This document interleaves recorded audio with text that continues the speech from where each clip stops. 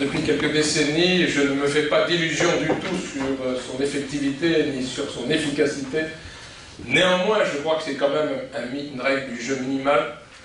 Et si on remplace ces quelques normes de droit par une sorte de morale style 19e siècle, je pense que les choses ne s'arrangent pas. Or, aujourd'hui, je crois que le droit international est dans le coma, dans un profond coma.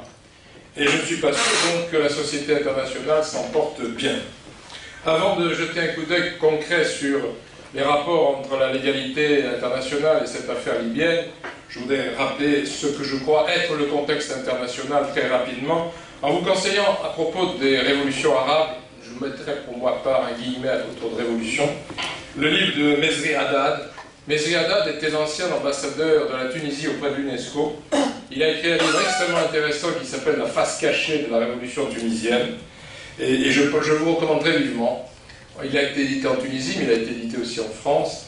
Et je crois que c'est un livre qui donne des faits, c'est pas seulement un livre d'opinion, c'est un livre qui donne des faits très révélateurs de peut-être ce que l'on pourrait appeler la réalité de ces soulèvements populaires dans un certain nombre de pays arabes. Pas tous, tout à l'heure on a oublié un État, Bahreïn. Et c'est justement un cas très intéressant, puisque Bahreïn a connu aussi un soulèvement populaire, et que curieusement ça n'a intéressé ni les médias occidentaux, ni les forces d'intervention, ni les ONG, mais ça a intéressé l'armée saoudienne puisqu'elle est intervenue pour régler le problème par la force. Et pour maintenir en place cette monarchie parmi d'autres de la péninsule arabique. Alors cette analyse rapide du contexte international, je vous en dis 3-4 mots, on pourra y revenir. Il y a eu une brève période de société internationale unipolaire à la fin de l'Union soviétique, avec l'idée que peut-être nous allions entrer dans une phase d'épanouissement international, de régulation juridique optimale, avec donc la paix, le développement et tout ce qui s'ensuit. Et puis très vite, on s'est aperçu qu'on arrivait dans un autre stade, en fait, beaucoup plus multipolaire, avec notamment un phénomène qui me paraît extrêmement important à analyser, à ne pas oublier pour tout problème international aujourd'hui, c'est l'arrivée de puissances émergentes, en particulier de la Chine. Pas seulement de la Chine, l'Inde, le Brésil, la Turquie, etc., mais la Chine en particulier. Ce qui crée, je crois, dans la société internationale, pour les puissances occidentales, les États-Unis, la France, etc., une sorte d'état d'urgence. J'étais en Côte d'Ivoire au moment de la crise qui a conduit au renversement du président Gbagbo, pendant 2 mois.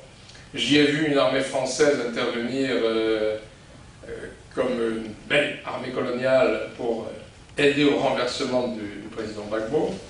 J'ai vu les forces des Nations Unies jouer un rôle d'une passivité extraordinaire, avec néanmoins des choix politiques très clairs, en faveur du nouveau président, du président actuel. Je ne suis pas sûr que la Côte d'Ivoire s'en porte beaucoup mieux aujourd'hui, mais j'ai vu précisément que, et c'est ce que j'ai cru comprendre de cette enquête qui a duré 2 mois sur le terrain, qu'il y avait eu, dans l'analyse occidentale, une sorte d'état d'urgence du style « demain il sera trop tard ». Parce que la Chine arrivait, on a trouvé du pétrole offshore sur la côte de Guinée, au large de la Côte d'Ivoire, ça intéresse beaucoup les sociétés pétrolières, pas seulement occidentales.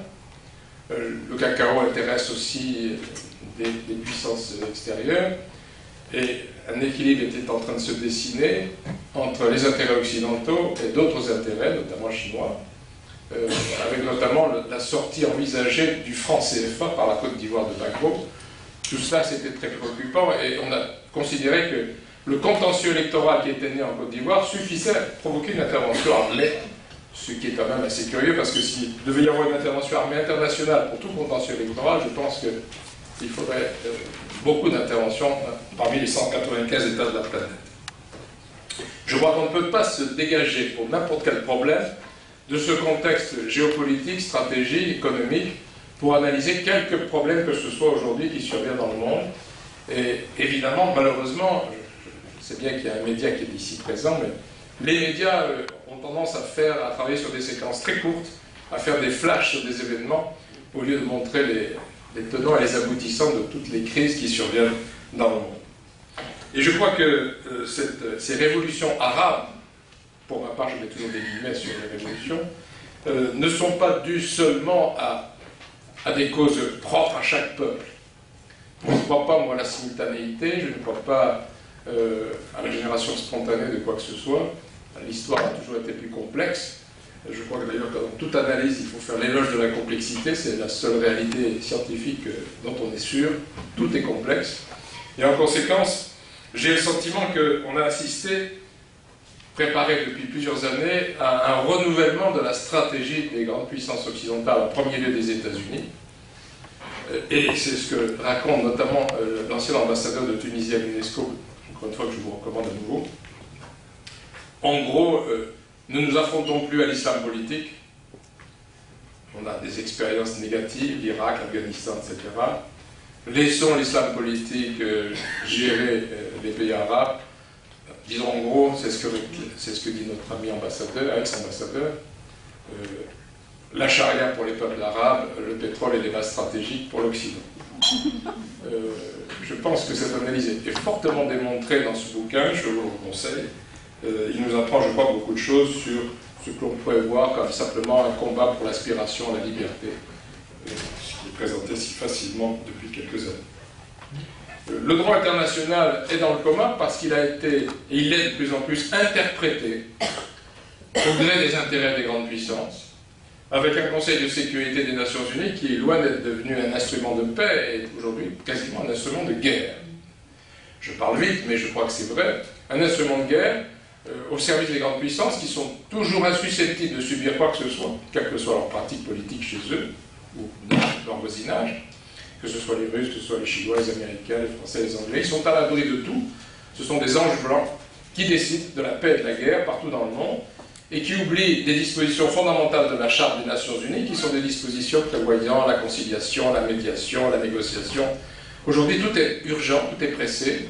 Il faut vite voter sur la base de quelques informations venant de telle ou telle ONG plus ou moins honnête, plus ou moins objective, plus ou moins informée réellement sur le terrain. J'ai vu en Côte d'Ivoire, je faisais des allers-retours entre la France et la Côte d'Ivoire pendant cette crise, et j'ai constaté le décalage immense entre ce que disaient ces ONG, ce que disaient les médias français par exemple, et la réalité du terrain, qui était vraiment deux planètes, qui relevaient de deux planètes, quoi qu'on puisse, quand on s'adresse aux médias pour dire ce que l'on a constaté, il ne vous intéresse pas. Et ils ont une politique éditoriale et c'est ce qui compte. Et cette politique éditoriale n'est pas forcément basée sur des faits très objectivement constatés. On le voit aujourd'hui, encore une fois, et j'ose aborder la question sur la Syrie. Vous savez, quand des armes entrent dans un pays, comme je l'ai vu en Côte d'Ivoire, circulent, la question se pose de savoir qu'est-ce que c'est qu'un civil. C'est une question majeure pour le droit international, parce qu'effectivement, si un gouvernement massacre sa population, c'est une infraction fondamentale au respect des droits de l'homme auxquels tous les États pratiquement souscrivent. Et alors se pose une seule question d'intervention ou pas, de quel mode d'intervention ou pas. Mais qu'est-ce que c'est qu'un civil armé? En Côte d'Ivoire, je peux vous assurer que des manifestations qui étaient décrites à Paris comme des manifestations de population civile mécontente des résultats électoraux proclamés par le régime, c'était des manifestations où, dans les premiers rangs, il y avait des femmes et des enfants, dans le second rang, des civils ordinaires, et au troisième rang, des machettes et même des bazookas. J'imagine un CRS français, face à des manifestants armés, quelle serait leur réaction? Je suppose qu'elle ne serait pas seulement de laisser passer la manifestation pour qu'ils occupent les radios, des télévisions ou le palais présidentiel. Donc c'est extrêmement compliqué de savoir par où passent les armes, et l'on sait aujourd'hui, maintenant, de manière tout à fait ouverte, que pour la Libye, le Qatar a envoyé des troupes au sol, que les services spéciaux de tous les pays occidentaux étaient sur le sol, au-delà des problèmes aériens de bombardement de l'aviation de l'OTAN. C'est-à-dire qu'on a largement violé la légalité internationale qui avait été déterminée par les grandes puissances elles-mêmes. Le Conseil de sécurité, dans sa résolution 1973, la résolution qui a décidé de tout, c'est une résolution qui prévoyait simplement la neutralisation de l'espace aérien, point final. Et si vous vous souvenez de la presse à l'époque, du moins de la presse française, il n'était pas question du tout à l'époque de renverser un régime quel qu'il soit. Quelle horreur! Un régime libyen, c'est pas la question. Il s'agissait de protéger une population d'un massacreur qui était celui qui dirigeait le pays à l'époque. Et je voudrais préciser encore une autre chose, une autre interprétation du droit international. À Benghazi, il y a eu quelques centaines de morts, effectivement, ce n'était pas la première fois d'ailleurs, dans les 42 ans du régime libyen, mais l'argument qui a été avancé, c'était des milliers et des milliers de massacrés. Et en gros, l'intervention a eu lieu de manière préventive en disant si l'on n'intervient pas, il va y avoir un massacre. Imaginez au plan juridique ce que ça veut dire. Moi, peut-être demain, je vais massacrer ma femme quand je rentre chez moi, si j'en ai l'intention. Est-ce qu'on va m'arrêter et me faire passer un cours d'assises pour avoir eu une intention? Ça devient un problème très grave. Je ne dis pas encore une fois que le droit peut répondre à tout, mais tout de même, il répond à une question de sécurité juridique minimale. Est-ce qu'on va prendre des mesures aussi radicales que l'intervention armée sur la base d'un risque couru par une population face à son gouvernement? Par ailleurs, je rappelle, je ne sais pas s'il y a des étudiants en droit ici, que la Charte de l'ONU n'était pas du tout faite pour régler des problèmes intérieurs aux pays concernés, mais des problèmes de conciliation, de relations entre États, ce qui est un tout autre problème. Aujourd'hui, on a inventé deux notions. La notion de légitimité démocratique. Un État doit être démocratique. Je mettrai là aussi des guillemets, parce que moi, je ne sais pas ce que c'est que la démocratie. Je sais bien que dans mon pays, on vote tous les 2-3 ans, et cela depuis que je suis né, mais avant déjà. Je ne suis pas sûr que ce soit le cœur même d'un système démocratique. Je crois qu'une démocratie, c'est bien plus compliqué. En tout cas, je suis sûr que ce n'est pas un produit d'import-export. Parce qu'on peut exporter éventuellement une dictature avec quelques bataillons de parachutistes ou de légionnaires.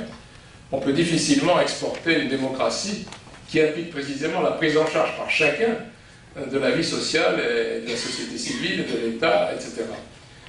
Comment imposer à la Kalachnikov ou avec des bombes une démocratie? Je ne vois pas. Et je pense que toutes ces interventions, finalement, au lieu de régler des problèmes ou de les améliorer, les aggravent. Je me souviens, j'étais à Genève dans une ONG ici que j'ai fréquenté longuement, au moment du Rwanda. J'avais téléphoné à des militants d'une organisation rwandaise qui était ici, à l'époque qui était en exil. C'était le début de la guerre civile, du massacre. J'ai téléphoné et j'ai dit, est-ce que vous croyez qu'on peut faire quelque chose? Je me souviens d'un long silence au bout du fil, 25-30 secondes, 40 secondes, et au bout du fil, on m'a répondu non, parce que n'importe quelle intervention, ce serait pire. Je crois que c'est vraiment, pour moi, à mon avis, sur la base de ce que j'ai pu déjà voir et sur lequel j'ai pu réfléchir, toute ingérence extérieure aggrave la situation, la dégrade encore plus. Et regardez les résultats de toutes les ingérences successives. On est en train d'en préparer une nouvelle. Demain la Syrie, après-demain où la Mongolie extérieure, le Tanganyika, pourquoi pas n'importe où. Il y a quantité de raisons. Parce que dans tous les pays du monde, les civils sont plus ou moins opprimés. Vous savez, je ne connais pas beaucoup d'exemples sur les 195 États sur la planète. Quel est le pays où règne l'épanouissement de l'individu, l'épanouissement des collectivités, des groupes, où tout va bien dans le meilleur des mondes possibles? Et s'il y a des grandes puissances qui sont capables de décider, ici ça ne va pas, c'est là que nous allons intervenir, ça veut dire qu'en gros la politique et la stratégie des grandes puissances va simplement se manifester lorsque leur intérêt sera en jeu. Je crois que pour la Libye c'était très clair. Les intérêts en jeu sont énormes. C'est un pays qui a beaucoup de pétrole, beaucoup d'eau, et la question de l'eau, je pense, sera de plus en plus importante pour cette région du monde. La Libye représentait une alternative financière pour beaucoup de pays africains, ce qui fait qu'en supplément à cette alternative financière, il reste ce qui reste, c'est-à-dire l'Occident, le FMI, etc. Cette Libye était incertaine, car la politique du régime de Kadhafi était une politique qui fluctuait. Il y avait une période révolutionnaire, puis une période de compromission, elle a changé en permanence, et donc les milieux d'affaires n'aiment pas ce genre de régime dont on ne sait pas quels seront les lendemains. Autre chose est d'oublier que la Libye était le pays du plus haut niveau de vie de l'Afrique. C'était une dictature, à l'évidence, mais avec le plus haut niveau de vie d'Afrique, avec des problèmes réglés en matière sanitaire, en matière scolaire et en matière de logement, ce qui est déjà pas mal. Il faut dire que c'était facile, puisque c'est un petit pays de 5-6 millions d'habitants avec des ressources énormes. Et vous savez, quand il y avait le prix du baril augmentait, il y avait une redistribution des moyens gagnés, de l'argent gagné par la Libye auprès de la population qui ne paye pas d'impôts par ailleurs, qui ne payait pas d'impôts par ailleurs. Je crois que donc, quels que soient les défauts des uns et des autres, et tous les régimes en ont, à des degrés variables, ces ingérences sont très difficiles à admettre. Cette protection des populations civiles, donc, c'est un nouvel élément de réflexion que nous imposent les puissances occidentales Il faudrait intervenir pour protéger les populations civiles. Du point de vue de la morale élémentaire, c'est évident. Ne pas assister des personnes en danger, ça relève dans l'ordre interne du droit pénal. Si vous croisez quelqu'un dans la rue qui se fait massacrer, théoriquement, vous devez intervenir pour l'aider à s'en sortir. Pourquoi pas dans l'ordre international. Si ce n'est que dans l'ordre international, seules peuvent intervenir les grandes puissances, par définition. Si l'Albanie n'est pas satisfaite de ce qui peut se passer aux États-Unis, il me paraît difficile à l'Albanie d'intervenir aux États-Unis. À moins de penser que, finalement, nous sommes, comme je le disais au début, des anges blancs. Que la Chine, la Russie, les États-Unis, la France, la Grande-Bretagne sont des anges de civilisation, des hyperpuissances de la culture, de la liberté, de la démocratie, car en conséquence, elles ont une sorte de légitimité à intervenir partout, au nom de valeurs universelles qu'elles sont seules à porter. Vous savez, quand j'ai entendu mon ministre de l'Intérieur, mon ancien ministre de l'Intérieur parler de hiérarchie de civilisation, cela m'a fait un petit quelque chose dans le cœur, parce que c'est ça, en fait, dans la pratique qui se passe. Nous sommes d'une civilisation supérieure, les Américains n'hésitent pas à le dire d'ailleurs. Conséquence, quand ça va mal ici ou là, il faut intervenir. Et nous sommes tous plus ou moins en Occident sur cette longueur d'onde. Nous pensons que nous avons quand même des supériorités incontestables et que nous sommes bien généreux vis-à-vis de ces peuples du Sud et qu'en conséquence, ici ou là, lorsqu'un gouvernement du Sud se comporte mal avec sa population, il est parfaitement logique d'intervenir. Moi je dis pourquoi pas. Alors il faut intervenir partout, donc faire une sorte de guerre mondiale généralisée, au nom de valeurs elles-mêmes universelles. Il n'y a plus de limite, chacun intervenant dans les affaires de chacun, aboutissant donc à une sorte de chaos universel. Je crois que la situation est très grave, et je crois que malheureusement, elle n'est pas dissociable de la crise financière, de la crise mondiale que nous connaissons aujourd'hui à partir des économies occidentales. Je ne voudrais pas rappeler nos livres d'histoire, mais souvenez-vous, lorsque ça va vraiment très mal dans un pays, très mal aujourd'hui dans un système global, comme le représente le monde industriel, une des issues, parmi d'autres, c'est la guerre. C'est le recours à la force armée, à la violence. En 1945, un pays qui avait connu une crise extrêmement grave, les États-Unis, se portait à merveille grâce à la guerre qu'elle avait faite de 1943 à 1945. C'était fabuleux. Roosevelt y a contribué, mais globalement, c'est la guerre qui a sauvé les États-Unis d'une situation très difficile et qui a permis de surcroît aux États-Unis de devenir la première puissance mondiale. C'est une issue, surtout avec quelques petites guerres asymétriques ici ou là. Les guerres asymétriques, on est sûr de les gagner, ou bien sûr de faire semblant de les gagner, parce que les populations s'en portent pas beaucoup mieux après. Regardez ce qui se passe dans les pays où ça s'est passé, notamment en Libye. Mais on est sûr au moins de régler un certain nombre de problèmes à court terme, en attendant peut-être un grand apocalypse qui pourrait survenir ultérieurement. Alors je voudrais terminer en disant que la question libyenne est une question significative. Viol de la Charte des Nations Unies, viol de la résolution 1973 adoptée par les grandes puissances qui se limitait à certains objectifs et qui a fini par engendrer une guerre, puis un renversement d'un régime politique. Pourquoi pas demain, entre parenthèses, quelques bataillons de l'armée chinoise venir modifier les résultats des élections à Paris et renverser un gouvernement français, pourquoi pas. Si le monde évolue à ce rythme-là, dans 10 ou 15 ans, peut-être la Chine sera en mesure de le faire. J'avoue que manger des baguettes en remplaçant le Coca-Cola, ça ne me satisfera pas plus que je suis satisfait aujourd'hui. Deuxième mesure, application des résolutions des Nations Unies par une force étrangère aux Nations Unies, l'OTAN. Je vous rappelle que l'OTAN avait été fondée pour combattre le monde communiste. L'Alliance communiste a disparu, mais que l'OTAN est restée en vigueur. Or, dans la Charte des Nations Unies, il y a une disposition qui n'a jamais été mise en œuvre, qui est la création d'un comité d'état-major avec donc des forces professionnalisées pour servir l'esprit des Nations Unies.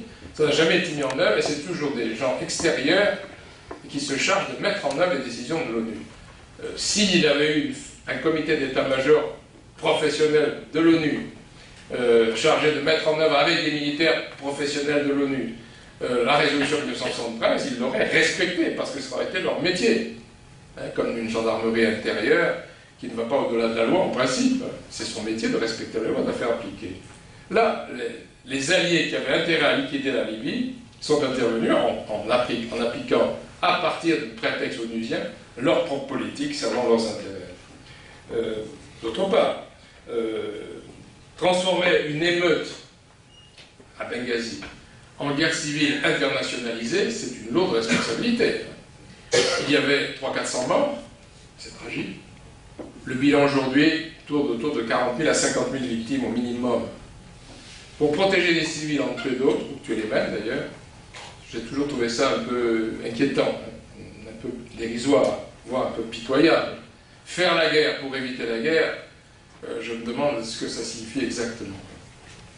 Autre élément, on a créé récemment une Cour pénale internationale. Cette Cour pénale internationale devait supprimer l'impunité des criminels. Criminels de guerre, criminels contre l'humanité, criminels génocidaires. On a oublié une infraction qui n'a jamais été mise en œuvre, qui me paraît moins capitale, c'est l'agression. Dans le statut de la Cour pénale internationale, il y a l'agression. Mais comme on ne s'est pas mis d'accord au niveau international entre grandes puissances sur ce qu'est une agression, il n'y a pas de personne déférée devant la Cour pénale pour agression. Regardez bien, réfléchissez, qui peut agresser les grandes puissances? On ne va pas voir le Monténégro attaquer l'Allemagne. Bon. Donc, ça sera toujours les grandes puissances qui risquent d'être soumis à la Cour pénale s'il y a l'agression. Par contre, les crimes de guerre, etc., ça peut être n'importe qui. Pour le moment, ce n'est pas n'importe qui, ce sont des petits pays, des seconds couteaux, des Africains en priorité. Alors, je veux bien admettre que les gens qui passent devant la Cour pénale sont des criminels, mais je pense que d'autres sont des criminels de plus grande envergure, même s'ils font des guerres dites propres, c'est-à-dire s'ils lancent leurs bombes de haute altitude, si ça ne fait pas le même effet que de donner des coups de serpe, ou dire des coups de mitraillette. Cette responsabilité de protéger, dans un salon, on peut considérer que c'est une question importante, bien sûr. Et je crois que le droit international, simplement, n'en est pas là. Vous savez, il y a une question, moi, qui me préoccupe à l'âge que j'ai, c'est que je vais mourir. Ça m'ennuie. Ça m'inquiète. Mais c'est, semble-t-il, insoluble et inextricable. Nous sommes, je crois, à une époque où le droit international ne résout pas tous les problèmes. Il y a des problèmes insolubles dans la situation que l'on connaît aujourd'hui. C'est comme ça. C'est triste, c'est dramatique. Pour autant, violer le droit international ou l'interpréter au gré des grandes puissances, ce n'est pas un mode d'arrangement positif. C'est le contraire. Ça dégrade encore la situation. Ça n'arrange absolument rien. Vous avez vu aussi que l'on a considéré que toutes les tentatives, et il y en a eu plusieurs, j'assiste à Tunis à un collectif d'avocats tunisiens qui essaie d'empêcher des extraditions de Libyens réfugiés en Tunisie. Il y a maintenant aujourd'hui 1 400 000 Libyens à peu près réfugiés dans les différents pays du pourtour, en Égypte, en Tunisie, en Algérie, au Tchad, au Mali, etc., dont on ne parle plus jamais maintenant. C'est aussi un problème de droit de l'homme. Ces personnes sont menacées par des commandos libyens qui exécutent quelques personnalités, il y en a eu récemment encore.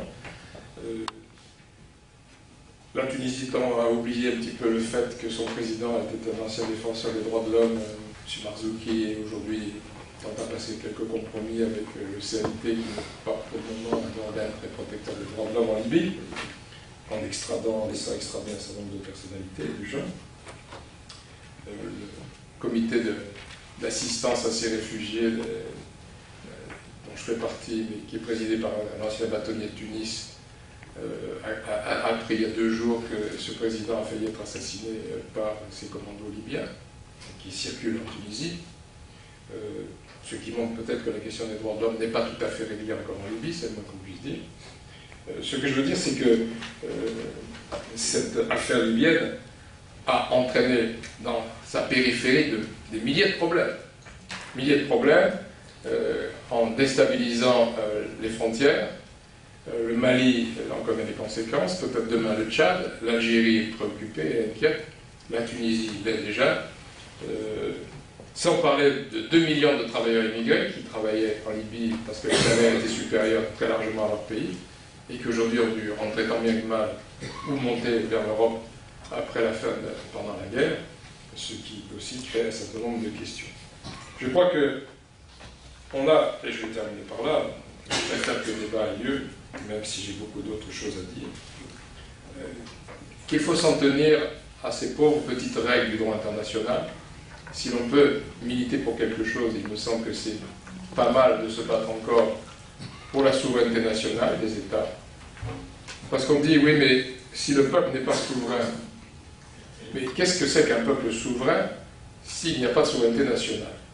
Quelle marge de liberté y a-t-il dans un pays si ce pays est sous tutelle? Alors je sais bien qu'il peut peut-être se promener plus librement, il peut peut-être voter de temps en temps, mais si par exemple ces élus n'ont pas de pouvoir parce que le pouvoir est sous tutelle, le jeu est assez curieux. Souveraineté nationale et souveraineté populaire risquent de se contredire. J'espère qu'un jour, bien sûr, les deux pourront aller de pair, aller ensemble, mais pour le moment, ce n'est pas le cas. Et je pense que la souveraineté nationale, pour moi, au moins, a le mérite de favoriser le maintien de la paix. Et je crois que le maintien de la paix, ce n'est pas négligeable. À chaque peuple, peut-être, de faire son histoire, quel que soit le prix que ça lui coûte. Quand la France a fait sa révolution, ses révolutions, il n'a pas demandé l'assistance de troupes étrangères. Ça lui a coûté cher. 1789, 1793, on s'est entretués gaiement pendant la Révolution française. 1848, 1871, la résistance, la libération, tout ça, ça nous a coûté très cher. C'est l'histoire de notre peuple, et le peu de démocratie que nous avons dans notre pays, qui respire un peu plus depuis quelques jours, on l'a gagné par nous-mêmes. Nos anciens, au fil des générations, ont fait ce qu'ils ont pu contre ceux qui voulaient maintenir leurs privilèges. Je crois qu'il n'y a pas d'autres recettes pour le moment. On aimerait bien qu'il y ait des recettes de cuisine dans la société dans laquelle nous vivons. Que justement, à la période où nous vivons, il y a toutes les réponses déjà à tous les problèmes. Je ne suis pas sûr du tout que ça soit réaliste, que ça soit possible. Je crois qu'être réaliste, c'est de prendre des choses modestement et d'essayer de les faire avancer avec humilité. Rappelez-vous donc, la légitimité démocratique, c'est dangereux, parce que la démocratie, on ne sait pas ce que c'est pas la même d'un pays à l'autre. Des civils, je suis d'accord pour les protéger, mais qu'est-ce que c'est qu'un civil? À partir du moment où on lui envoie des armes pour se battre, il n'est plus tout à fait un civil comme les autres. Qu'est-ce que c'est que cette OTAN qui est au service de l'ONU, alors que sa fonction n'est pas du tout celle-là? Est-ce que finalement les vrais problèmes du monde d'aujourd'hui, c'est bien autre chose? Le développement? Est-ce que toutes ces crises que l'on connaît, que l'on traverse, n'est pas liée au sous-développement, à l'exploitation de certains par d'autres? Je reste persuadé, quand vous circulez un petit peu en Afrique par exemple, que la vraie question à tous les conflits, à tous les contentieux, à toutes les guerres civiles, à toutes les ingérences, c'est le sous-développement. Sortir du sous-développement, ne plus être soumis, comme ils le sont encore pour certains, au FMI, c'est, je pense, favoriser le développement. Établir des accords équitables, c'est favoriser le développement, c'est donc favoriser la paix. Ce qui me fait sourire, d'une certaine manière, c'est la dramatique situation grecque. Je pense qu'elle est en train de connaître les affres. Tout à l'heure, on en parlait. Les affres de ce qu'ont connu tous les peuples africains, soumis à des plans d'ajustement structurel par d'autres, qui décident à leur place. Je crois que l'histoire des Grecs, elle doit se faire par les Grecs. Et le fait de se soumettre, là encore, à des instances étrangères, extérieures, qui évidemment ne visent qu'à satisfaire leurs propres intérêts. Évidemment, si les Grecs ne remboursent pas leurs dettes, les banques qui ont prêté vont avoir des problèmes. Quelques problèmes, ils ont la capacité de digérer les choses. Mais ça, c'est pas les Grecs qui sont responsables de leur endettement. Il y a toute une ONG que j'aime bien, qui travaille sur le problème des dettes. Notre ami Toussaint, et qui rappelle en permanence que encore faudrait-il savoir si ces dettes sont légitimes. Qui les a faites? Pour faire quoi? Et à partir de là, peut-être, on peut se poser la question, alors faut-il les rembourser ou pas? Il y a une notion juridique, là aussi, qui s'appelle la notion de dette odieuse, c'est-à-dire des dettes qui ont servi à toute autre chose qu'à favoriser le développement. Et ces dettes-là, empruntées par qui que ce soit, ce sont des dettes qui n'ont pas besoin d'être remboursées par les peuples. C'est quand même le comble de faire payer à ceux qui ne sont responsables de rien des dettes qu'ils n'ont pas souscrits eux-mêmes. Je pense que tout cela, ça fait partie d'un tout aujourd'hui. La question libyenne n'en est qu'une parmi d'autres. Je regrette beaucoup pour ma part qu'il y ait eu vis-à-vis de cette guerre une sorte d'absence de solidarité, une indifférence profonde, voire un appui donné aux interventionnistes. Et quand je sais que M. Bernard-Henri Lévy, le Qatar et les monarchies du Golfe ont soutenu ce processus dit de démocratisation, j'avoue que je suis un peu inquiet quant au contenu de la démocratie. Je ne savais pas que le Qatar et les monarchies du Golfe étaient les championnes de la démocratie dans le monde et même dans la région méditerranéenne. J'espère que petit à petit on sera plus lucide. Merci. Ne prend pas au sérieux les droits du peuple palestinien. Je ne vois pas exactement quelle est sa légitimité à parler des droits de l'homme dans le reste du monde.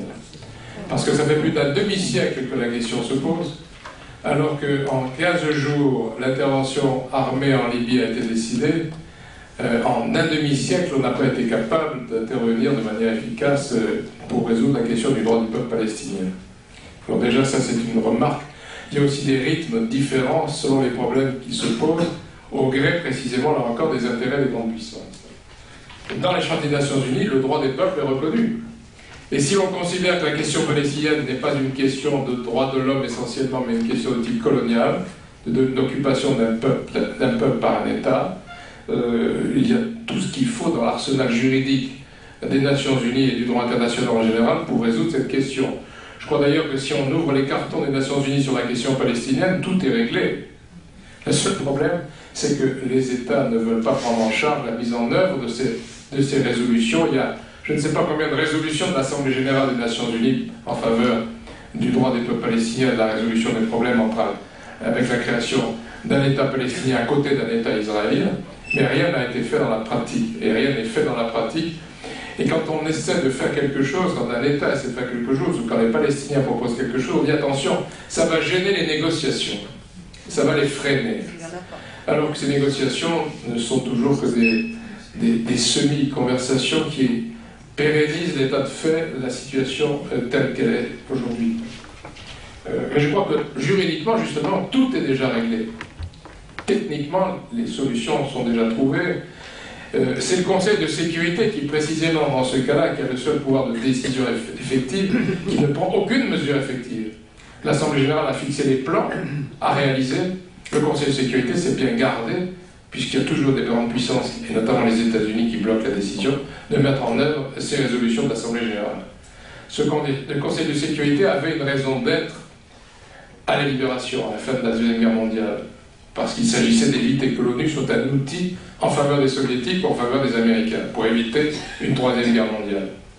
Aujourd'hui, la question se pose non pas d'élargir le Conseil de sécurité pour élargir l'oligarchie internationale, c'est d'inventer une démocratie internationale. Le seul représentant de la communauté, et là je m'adresse aux journalistes, quand il parle de cette communauté internationale qui n'a aucune existence, pourquoi employer ce terme? Il n'y a aucune existence. Une communauté, ça a une définition, il n'y a qu'à voir le dictionnaire. Il n'y a aucune communauté internationale. Je ne sais pas s'il y a une société internationale, il faut trouver une formule, mais il n'y a pas de communauté en tout cas. Si ce n'est celle des grandes puissances, qui arrive à se faire du donnant-donnant pour mener ses propres intérêts. Je crois qu'il faudrait inventer une démocratie internationale, une assemblée générale peut-être capable de décider, et non pas seulement de prendre des vœux, d'adopter des projets, des propositions. Il faudrait démocratiser les Nations Unies. Moi je pense qu'à Genève on a un modèle qui devrait faire réfléchir. La seule institution internationale qui me paraît avoir des éléments innovants, c'est pourtant une très vieille institution, née en 1919, c'est l'Organisation internationale du travail, dont vous n'entendez jamais parler d'ailleurs, où il y a des représentants autres que ceux des États, à côté des représentants des États. On pourrait imaginer une ONU des peuples avec des élus du peuple, des peuples du monde, qui se retrouvent dans un vaste parlement qui aurait le pouvoir international. Ce que je veux dire, c'est tout à fait utopique, bien sûr. Mais moi, ce que je veux dire, c'est que techniquement, on peut trouver toutes les réponses à tous les problèmes aujourd'hui, y compris en matière de développement. On peut faire pousser des légumes au milieu du désert, la Libye d'ailleurs le faisait. On peut imaginer tous les problèmes de la faim, de l'eau, etc. résolus, il y a tous les moyens. Il faudra encore qu'il y ait une volonté politique et qu'il y ait des intérêts politiques qui acceptent d'être relégués par un minimum de solidarité. Mais tout ça n'existe pas pour le moment. Et donc que faire si ce n'est encore, comme on le disait tout à l'heure, comme disait Niels tout à l'heure, une sorte de solidarité citoyenne qui se manifeste, c'est ce qu'on essaie de faire dans quelques ONG, je dis bien, pas dans la plupart des ONG, mais dans quelques ONG qui essaient de dire à l'opinion publique, aux États, On pourrait peut-être faire un peu mieux que ce qu'on fait actuellement. Ça ne serait pas très difficile. Monsieur Anderson. Oui. Parce qu'ils sont majoritaires aux Nations Unies. Les États des tiers-mondes sont majoritaires. Ils ont même la possibilité d'utiliser une stratégie par le biais de l'Assemblée Générale, ce qu'on appelait l'Union pour le maintien de la paix, qui avait été inventée par les Américains pour faire la guerre en Corée, alors que l'Union soviétique n'était pas au Conseil de sécurité et que l'on ne savait pas donc si on pouvait court-circuiter ou pas son absence. L'Union pour le maintien de la paix avait permis à l'Assemblée Générale de décider d'intervention en Corée. Les pays du tiers-monde, s'ils s'associaient, s'ils renaissaient politiquement ensemble, auraient la majorité pour décider des interventions à leur tour, y compris contre les puissances occidentales, y compris pour régler la question palestinienne. Je crois que la division qui règne aujourd'hui entre les pays du tiers-monde, c'est une catastrophe pour l'intérêt de la planète, pas seulement pour leurs intérêts à eux. Effectivement, là, beaucoup de ces États ne sont guère représentatifs de leur peuple, ça c'est clair. Je ne suis pas sûr que les autres le soient tellement non plus, mais enfin, c'est vrai particulièrement pour eux. Et je crois que s'ils se mettent d'accord et s'ils reconstituent ce mouvement qui s'appelait les non-alignés, il faudrait inventer un nouveau terme aujourd'hui, ils auraient la possibilité de décider de beaucoup de choses dans le monde. On ne peut pas seulement faire le procès des États occidentaux, il faut aussi bien être lucide vis-à-vis des États du Sud qui présentent un état de faiblesse, de déviation, de corruption qui est préoccupant pour l'intérêt général. Je crois qu'il ne faut pas oublier ça, c'est pour l'intérêt du monde qu'il faudrait qu'il renaisse. En préambule, j'ai remarqué qu'on a beaucoup parlé des horreurs qui avaient suivi les interventions, mais vous n'avez jamais abordé ce qui se passait auparavant. Au Rwanda, lorsque on est enfin intervenu un bien grand mot, il y avait déjà 1 million de Rwandais qui avaient été acheminés. Donc avant l'intervention, il y a quand même quelques catastrophes qui se produisent. Ensuite, j'aimerais faire un petit retour en arrière au 19e siècle, puisqu'on a parlé aussi de l'exportation de la démocratie.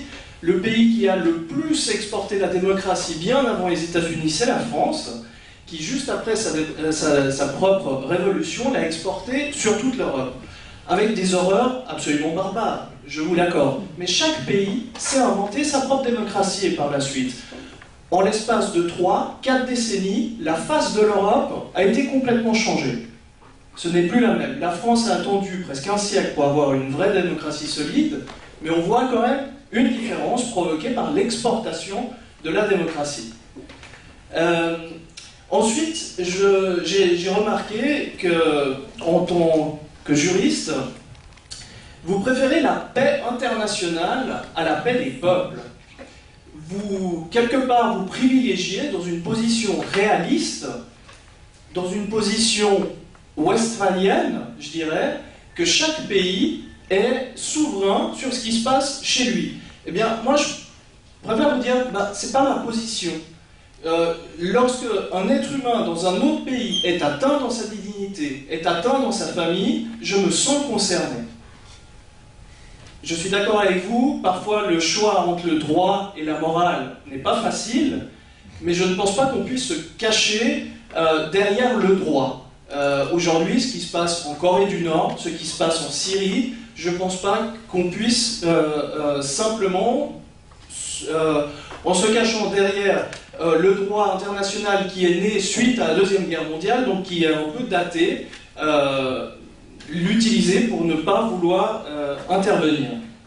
Au final, je dirais que vous préférez un tyran qui soit connu à une démocratie possible qui soit inconnue. Je vous remercie. Attendez, est-ce que vous pensez que derrière la doctrine, la nouvelle doctrine des responsabilités civiles de protéger, se cachent les intérêts géopolitiques et les intérêts stratégiques des grandes puissances? En premier lieu, je pense aux États-Unis, qui alors pour les crimes que tout le monde connaît en Irak et Afghanistan, justement avec le professeur Servan, nous nous sommes battus, vous vous rappellerez, contre la guerre en Irak. Et qu'aujourd'hui, l'objectif des grandes puissances, c'est rétablir le système néocolonial, surtout en Afrique. C'est ça qu'on peut déduire de la tragédie de l'intervention militaire contre la Libye. Contrôle de constitutionnalité de la légalité des décisions du Conseil de sécurité. Il n'y a aucun organe qui permet de dire, comme par exemple en France vis-à-vis du Parlement français, que la décision du Conseil de sécurité respecte la charte. Il y a l'esprit ou la lettre de la charte. Le Conseil de sécurité prend toutes les résolutions qu'il veut. Je ne suis pas sûr que 73 soit illicite. Ce qui est sûr, c'est qu'elle a été violée, cette charte, par interprétation abusive, excessive, bien au-delà de son contenu. Un contrôle aérien devient droit à la guerre et droit au renversement d'un régime. Ça va très loin. Autre remarque sur, je ne vais pas faire un cours d'histoire, sur l'Empire qui diffuse les idées de la Révolution. Je ne suis pas sûr que les monarchies rénovées qu'avait installé Napoléon Bonaparte, plutôt le premier, aient révolutionné les sociétés. Il n'y a qu'à voir l'Espagne, comment elle a réagi, le peuple espagnol qui a réagi à l'intervention étrangère. J'aime bien la citation de Robespierre qui disait « Les peuples n'aiment pas les missionnaires bottés, quels qu'ils soient, qu'ils aient un drapeau tricolore ou un drapeau rouge ou un drapeau blanc ou étoilé, on n'aime pas ça. » Et je crois que les peuples, dans leur fond de conscience, ont raison. Ils savent qu'ils veulent rester maîtres de leur sort. C'est pas aux autres de... Est-ce que, si vous battez votre femme, vous considérez que c'est à votre voisin d'intervenir? Je pense que c'est à la police d'intervenir. Le voisin, on ne sait pas exactement s'il bat ou pas, il ne bat pas sa femme, s'il a un problème. La police est faite pour ça. La justice est faite pour régler les problèmes et éviter des relations privées dans ce domaine-là. Il n'y a pas précisément de police internationale et ni de juge international digne de ce nom. Conséquence, nous sommes encore dans une société de chaos. Je crois qu'on ne veut pas accepter des choses désagréables. On n'aime pas savoir ce qui dérange. Comme je vous ai dit, c'est pour ça que je vous ai donné l'exemple de ma mort. Je ne parlais pas de la vôtre, je parlais de la mienne. Ça me dérange, moi, de mourir. Je n'ai pas encore fini tout ce que je voudrais faire. Mais je ne vois pas comment je peux résoudre cette question-là. Et il y a des problèmes pour le moment qui ne sont pas encore solubles, faute de l'absence d'intervention citoyenne suffisante. Ça, c'est clair. Sauf manque d'imaginaire politique. Je pense que les partis politiques sur ce terrain ont une lourde responsabilité de ne pas faire travailler l'imaginaire politique. On peut imaginer un autre monde que celui que l'on connaît. On a les moyens techniques aujourd'hui, mais on n'a pas la volonté politique ni la conscience de ces problèmes. Mais ça dépend de nous tous, de personne d'autre. Sur la souveraineté nationale, moi je crois que c'est pas un bon système, c'est le moins pire. J'ai jamais dit que ça réglait tous les problèmes, c'est ce qu'il y a de moins pire selon ce que nous semble dire l'histoire. Qu'est-ce que peut vouloir dire un État protégé, un État sous tutelle, un État dominé, un État occupé? En quoi peut-il satisfaire les intérêts de ces peuples concernés? Je ne vois pas.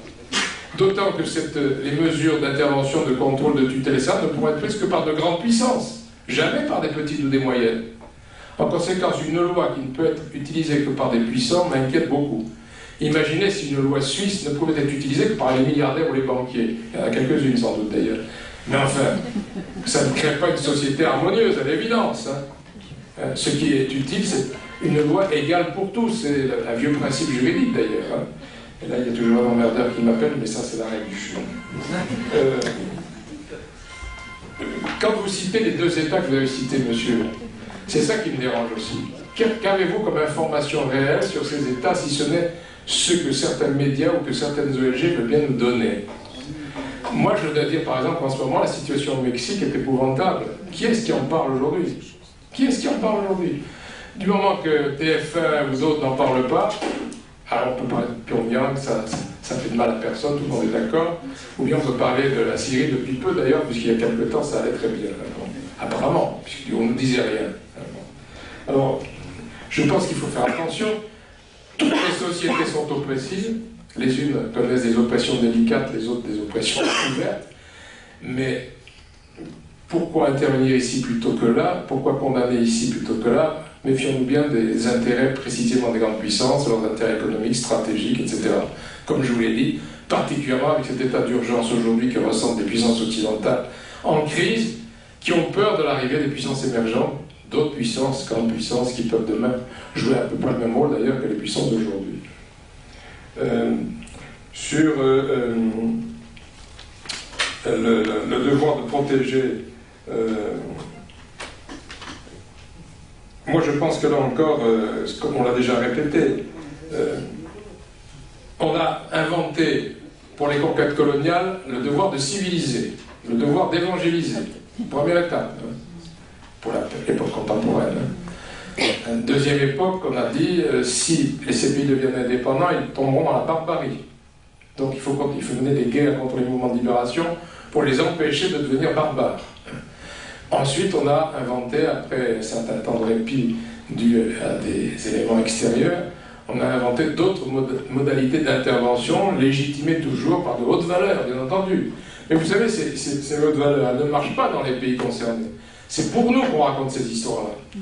Quand on parle d'ingérence humanitaire, c'est pas pour convaincre les peuples qu'on va, soi-disant, aider, c'est pour convaincre l'opinion publique des pays qui interviennent, pour ne pas qu'ils se retournent contre les gouvernements qui s'ingèrent dans les affaires des autres. C'est pour nous qu'on diffuse toutes ces idées nouvelles. Les devoirs de protéger, pour moi, c'est à nouveau un argument de plus dans cette longue cohorte de concepts renouvelés de ceux qui veulent dominer les autres, d'une manière ou d'une autre, pour un prétexte ou pour un autre. Je pense que moi, c'est gênant qu'on n'en soit pas parfaitement conscient. Croyez bien que les peuples du Sud sont très lucides là-dessus. Et qu'ils commencent, je pense à la France notamment, je me suis baladé dans beaucoup de pays dans le monde grâce d'ailleurs aux impôts français, puisque c'était les universités qui payaient tout. Mais j'ai aperçu en 30-40 ans la haine anti-française, par exemple, qui s'est développée en Afrique, une hostilité de plus en plus forte, de plus en plus violente, simplement parce que les peuples deviennent plus lucides. C'est pas contre moi qui se manifestait, c'est ce contre que je représentais sans vouloir. Et c'est mes amis africains qui devaient parfois expliquer que j'étais un peu africain quand même. Bon, le monde ne nous ressemble pas, ne veut pas nous ressembler et en a marre de nous. Je crois qu'il faut que nous le sachions bien pour arrêter de faire des bêtises, des erreurs et des crimes. Essayons de coopérer dans l'équité, dans l'égalité, essayons d'aider au développement tout en développant notre propre économie, essayons d'échanger culturellement le plus possible, sans établir de préalables des conditions diverses. Soyons irréalistes. Je pense qu'au finalement, ça finira par être rentable, même pour nous. Oui. S'intéresser sérieusement, effectivement, à la question des peuples autochtones, et notamment aux peuples sans État, comme les Amérindiens. On ne peut pas dire qu'on n'a pas eu le temps. Hein. Ça fait pas mal de temps que ces peuples amérindiens font ce qu'ils peuvent de leur côté. Et même la charte des peuples autochtones a mis un temps fou pour se développer, parce qu'il y avait des blocages d'un certain nombre d'États. Quand les médias se sont-ils intéressés à cette question, par exemple, qui n'a évidemment pas beaucoup d'intérêt stratégique pour l'OTAN ni pour personne, si ce n'est pour les peuples. Encore. C'est pas un modèle avec un paquet cadeau qu'il s'agit d'exporter ou d'accepter ou de refuser. C'est une création continue, ça exige une mobilisation générale de tous les citoyens pour participer le plus largement possible à toutes les décisions possibles et imaginables. Là-dedans, les élections ne sont qu'un élément parmi bien d'autres, et s'il n'y a que les élections, il ne reste pas grand-chose de la démocratie, c'est une vision bien étroite de la démocratie. Je pense par exemple, je reviens d'Algérie, où beaucoup ont critiqué de fausses élections, avec toujours les mêmes qui gagnent, etc. J'étais quelques jours avant ces élections. La vraie question qui se posait dans les difficultés de l'Algérie d'aujourd'hui, avec des frontières très menacées, l'isolement au milieu du mouvement islamiste qu'il n'apprécie pas, il a déjà été vacciné pour le savoir, c'était de faire que par un mode de scrutin ajusté, les islamistes ne remportent pas ces élections. Alors à l'évidence, dans un laboratoire où on travaillerait sur la démocratie, j'en ai connu pas mal à l'université, ça c'est pas bien. Ce qu'il faut, c'est un vrai mode de scrutin désignant vraiment librement les représentants du peuple. Je voudrais rappeler qu'en 1933, les Allemands ont voté librement dans un cadre démocratique pour installer le Parti national-socialiste du futur chancelier Adolf Hitler. Parfois, la démocratie ne donne pas forcément des résultats démocratiques quand elle se limite justement à la démocratie élective. Je crois qu'on devrait être vacciné de cela, savoir que les élections, ce n'est qu'un élément ou un moment d'un processus démocratique, il faudrait que les citoyens soient mobilisés une fois de temps en temps pour déposer un bout de papier dans une boîte, mais qu'ils soient mobilisés pour tout ce qui les intéresse, c'est-à-dire la vie publique. Très bien, monsieur André.